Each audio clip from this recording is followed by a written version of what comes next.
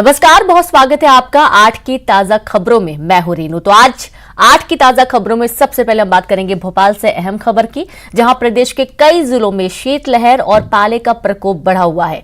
मौसम विभाग ने जताई पाले और शीतलहर की संभावना, जहां ग्वालियर चंबल संभाग में ठंड बढ़ेगी। बुंदेलखंड और बघेलखंड में भी सर्दी बढ़ी हुई है। 3 दिन तक इन इलाकों में और ज्यादा तेज ठंड बढ़ने की संभावना बढ़ रही है। जम्मू कश्मीर से आने वाली हवाओं के चलते सर्दी और सितम ढाने वाली है, यानी कि आने वाले 3 दिनों में आपको और ज्यादा ठंडे से दो चार होना पड़ेगा।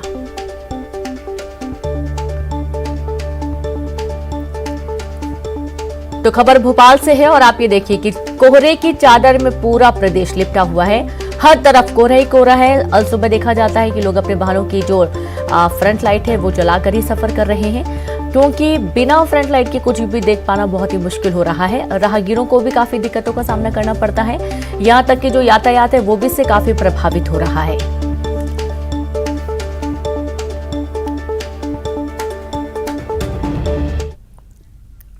तो वहीं ग्वालियर चंबल अंचल में सर्दी का सितम जारी है। शीतलहर और घने कोहरे से बिगड़े हालात।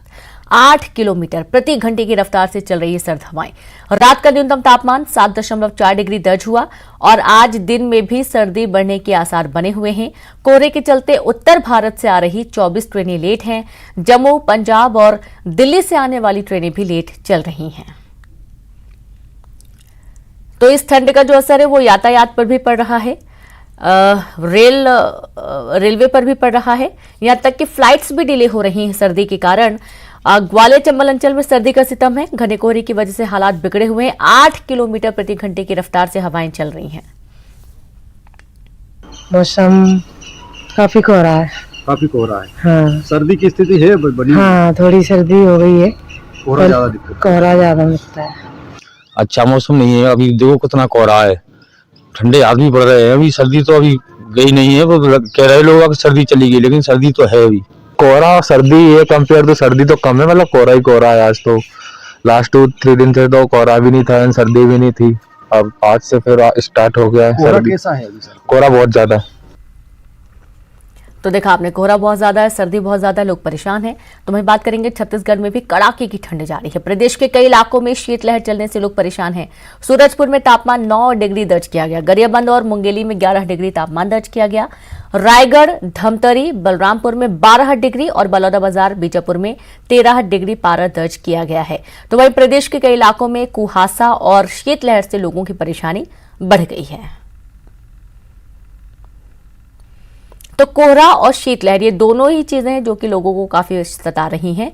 और इन दिनों देखा यह जा रहा है कि अभी तो ठंड है ही, लेकिन आने वाले दिनों में अभी और ज्यादा ठंड पड़ने के आसार नजर आ रहे हैं। जैसा कि मौसम विभाग ने भी साफ कर दिया है कि उत्तर से आने वाली सर्द हवाओं की वजह से अभी और ज्यादा ठिठुरन महसूस की जाएगी। शीतलहर की वजह से और ज्यादा भी सर्द हवाएं चलेंगी और यही कारण है कि लोगों का घरों से बाहर निकलना मुश्किल है। अलाव का सहारा लेकर इस ठंड से बचने की कोशिश की जा रही है।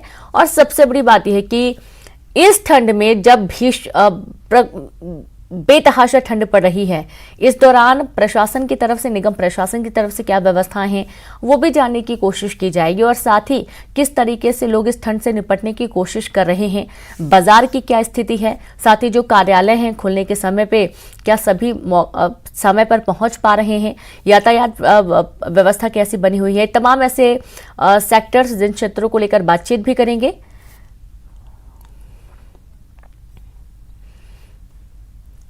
और चलिए भोपाल की स्थिति जानेंगे। संवाददाता जितेंद्र शर्मा और ग्वालियर से सुशील कौशिक जुड़ गए हैं। तो सबसे पहले तो जितेंद्र, आपके पास आते हैं। कड़ाके की सर्द है, शीतलहर का प्रकोप भी है, कोहरा घना छाया हुआ है और ऐसा लग रहा है मानो कि पूरा प्रदेश कोहरे की चादर में लिपटा हुआ है।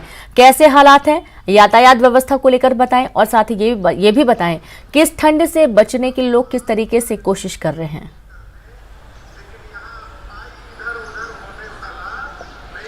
बिल्कुल रीनू, अगर बात करें तो ठंड से प्रदेश के जो लोग हैं उनका बुरा हाल है। अगर बात करें तो इसका असर हवाई यातायात पर देखने को भी मिल रहा है। साथ ही स्कूली बच्चों का जो टाइम टेबल है वो भी कहीं ना कहीं अभी देर तक ही बना हुआ है। और उसके अलावा अगर बात करें तो लोग भी अपने दफ्तर से आने जाने का समय उनका हालांकि निश्चित है, मगर शाम होते होते सड़कें सूनी हो जाती हैं क्योंकि काफी ठंड का असर होता है। और देर रात जो फुटपाथ पर सोने वाले लोग हैं उनके लिए कहीं ना कहीं काफ़ी मुसीबत का सबब ये ठंड बनी हुई है। लोगों के लिए रात गुजारना काफ़ी मुश्किल पड़ रहा है।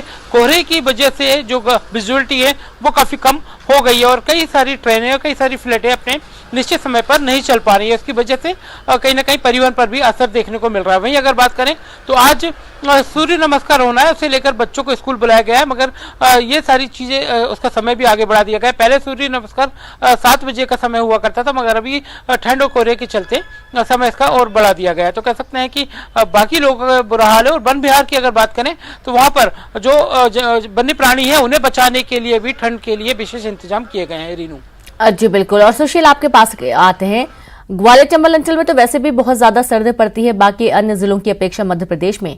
अब देखा यह जा रहा है कि यहाँ पर भी भीषण या यूं कहें कि कड़ाके की ठंड पड़ रही है। कैसे हालात हैं, लोग किस तरीके से इस ठंड से निपटने की कोशिश में जुटे हुए हैं? बिल्कुल, देखिए ग्वालियर चंबल अंचल में जो सर्दी है, एक तरह से वापस सर्दी ने पलटवार किया है। आज फिर से सर्दी जो है तेज़ हो गई है। ये आप देखिए सुबह 8 बजे का वक्त है और ग्वालियर की ये जो सड़क है उस पर आप देखिए क्या स्थिति है कि कोहरे का हाल ये है कि विजिबिलिटी अभी भी 8 बजे के लगभग आप देख सकते हैं कि 100 मीटर से ज़्यादा नहीं है, यानी 100 मीटर दूरी पर देखना मुश्किल हो रहा है।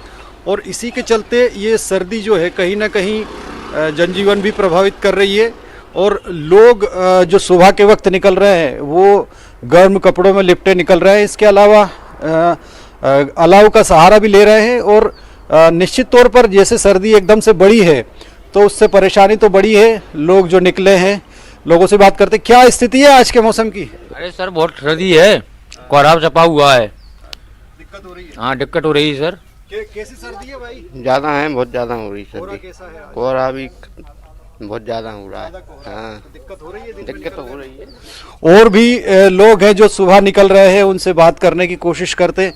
क्या किस तरह का कोहरा है सर, क्या स्थिति है आज मौसम की?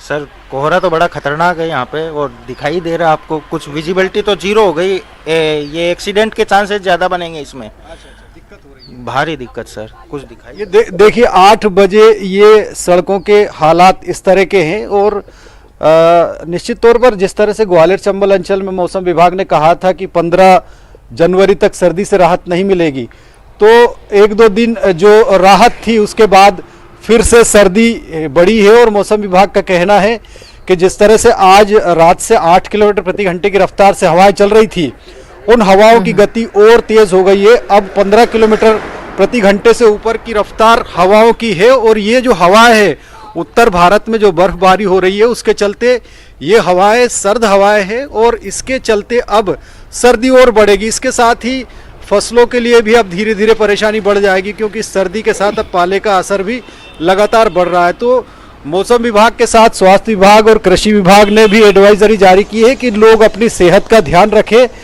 सुबह और रात के वक्त बुजुर्ग और बच्चों का ख्याल रखें। इसके अलावा किसानों के लिए कृषि विभाग ने एडवाइजरी जारी की है कि जो पाले का असर अब बढ़ रहा है रातों में, तो उससे रबी की फसलें खासतौर पर गेहूं, चना और सरसों, उसको बचाने की ज़रूरत है। देखिए ये जो सुबह सुबह निकले हैं, क्या स्थिति है, इनको देखकर समझा जा सकता है कि अभी भी सर्दी के क्या हाल है। बिल्कुल बिल्कुल। और सबसे बड़ी बात यह है कि इस दौरान निगम प्रशासन की तरफ से पुख्ता इंतजाम किए जाने चाहिए, इसकी भी हम जानकारी लेने जाएंगे। आप जितेंद्र के पास आते हैं। जितेंद्र, निगम प्रशासन की तरफ से क्या व्यवस्था है? क्या चौक चौराहों पर अलाव की व्यवस्था की गई है? रैन बसेरों में कैसी स्थितियां देखी गई हैं?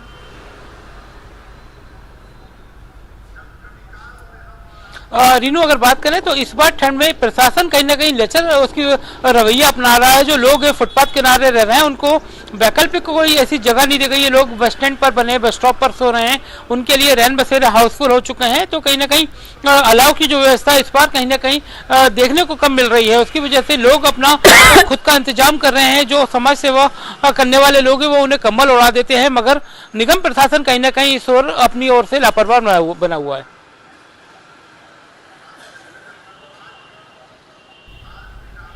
बिल्कुल। और जब बहुत ज्यादा ठंड का प्रकोप हो उस दौरान निगम प्रशासन की अहम जिम्मेदारी होती है कि जो राहगीर हैं, जो गरीब हैं, उनको सुविधाएं मुहैया कराए। सुशील, आपके पास आते हैं, रैन बसेरों की क्या स्थिति है? क्या लोगों को रुकने के लिए या इस ठंड से बचने के लिए कोई व्यवस्था की गई है? और सबसे बड़ी बात यह कि अलाव बहुत जरूरी है आज की ठंड में, ताकि कोई यात्रा कर रहा है, सफर कर रहा है और यदि बहुत ज्यादा ठंड महसूस हो रही है तो चौक चौराहों पर रुककर थोड़ी आग सेक सके। बिल्कुल, देखिए ग्वालियर की बात करें तो यहाँ पर 8 रेन बसेरे हैं और इन 8 रेन बसेरों में नगर निगम के माकूल इंतज़ाम है। यहाँ पर साफ़ सुथरे रजाई गद्दी के अलावा जो कंबल हैं वो ठंड से बचाने के लिए यहाँ पर पर्याप्त है। हमने जायजा भी लिया था बीच में। हालांकि अलाव की जहाँ तक बात है तो नगर निगम का दावा है कि शहर में 50 से ज़्यादा इलाकों में स्थानों पर बस अड्डे, रेलवे स्टेशन, मंदिर, धर्मशालाओं के आसपास अलाव जलाए जा रहे हैं। लेकिन अलाव की अगर स्थिति देखें तो 3-4 स्थानों के अलावा अलाव नज़र नहीं आए हैं।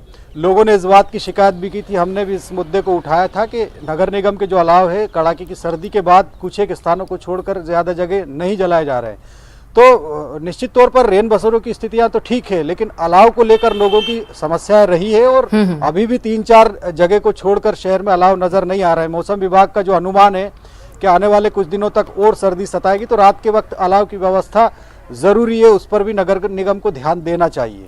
जी बिल्कुल, ध्यान देना चाहिए। और सबसे अच्छी बात यह भी है कि रैन बसेरों में तो इंतजामात किए जा रहे हैं, कम से कम जो गरीब हैं, जो बहुत ही कम भुगतान करके रात के वक्त ठंड से बच सकते हैं, ये बहुत अच्छी स्थिति है। जितेंद्र, एक बार फिर से आपके पास आते हैं और ये भी हम देखते हैं कि सुबह सुबह लोग पार्क में जाते हैं, वॉक करने के लिए जाते हैं, तो क्या अभी भी पार्क गुलजार रहते हैं या बहुत कम संख्या में लोग दिखते हैं सुबह सुबह?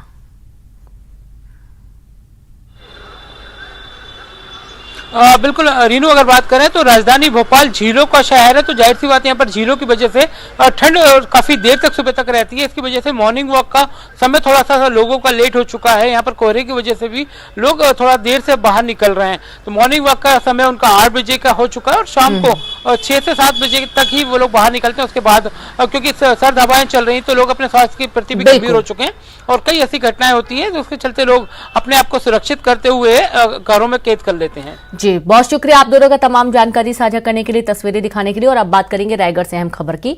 एसपी ऑफिस के पास अनशन पर बैठा किसान, पुसौर तहसीलदार पर मारपीट करने का आरोप लगाया किसान ने और किसान ने तहसीलदार पर आरोप लगाते हुए स्कूटी जब्त करने का भी आरोप लगाया है। रायगढ़ एसडीएम ने मामले में जांच कराने की बात कही, जांच में दोषी पाए जाने पर कार्रवाई होगी। तो खबर रायगढ़ से, सुनिए किसान का क्या कुछ कहना है। जी, और ऐसे खुले आसमान पर जी ऐसे ही बैठा हूँ जी, और जब तक मुझे न्याय नहीं मिलेगा और नंदकिशोर सिन्हा के विरुद्ध कार्रवाई नहीं होगा जी, एफआईआर नहीं होगा जी, तब तक मैं यहाँ से नहीं उठूँगा। कोई आया था रात में उठाने आपको? क्या प्रशासन से, पुलिस से कोई मिलने आया था आपको? हाँ, आए थे मिलने, पुलिस से तो आया था। क्या बोले? मेरे को बोल रहा था कि भाई ठंड में आप मत बैठिए और शरीर बिगड़ जाएगा, ऐसा है वैसा है, और आपको यहाँ नहीं बैठना था, उस और तहसील में बैठना था। और अब रायपुर से खबर है जहां पर WRS घोटाला